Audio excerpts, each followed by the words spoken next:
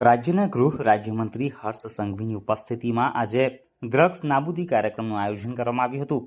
Gujarat police દ્વારા 442 ગુનાઓમાં જપ્ત કરવામાં આવેલ અંદાજે 8,000 કિલોગ્રામ અને 381 કરોડથી વધુની કિંમતના નાર્કોટિક્સનો નાશ કરવામાં આવ્યો છે।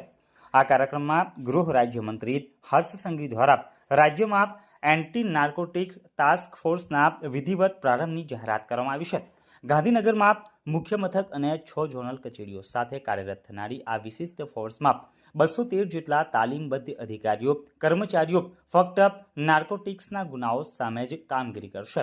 આ ઉપરાંત રાજ્યમાં ચાલી રહેલા મેન્ટર પ્રોજેક્ટને વધુ સઘન બનાવવા પણ પગલાં ભરવામાં આવશે। આ ઉપરાંત હાલ જામીન ઉપર છૂટેલા આશરે 2,640 નાર્કોટિક્સના આરોપીઓ પર 1,978 પોલીસ મેન્ટર નજર રાખી રહ્યા છે।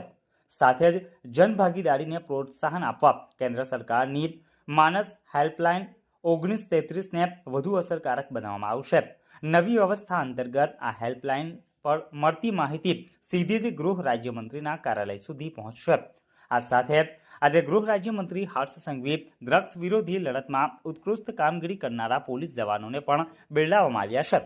રાજ્ય સરકારની રિવોર્ડ પોલિસી અંતર્ગત 7 મોટા કેસોમાં સફળ કામગીરી કરનાર 92 પોલીસ જવાનોને કુલ 29.67 લાખની ઇનામની રકમ અર્પણ કરીને સન્માનિત કરવામાં આવ્યા છે। આ મહત્વના કાર્યક્રમ થકી રાજ્ય સરકાર ડ્રગ્સના કારોબારીઓને કડક ચેતવણી આપશે તેમજ નશામુક્ત ગુજરાતના નિર્માણ માટેની પ્રતિબદ્ધતાને વધુ એકવાર દોહરાવશે।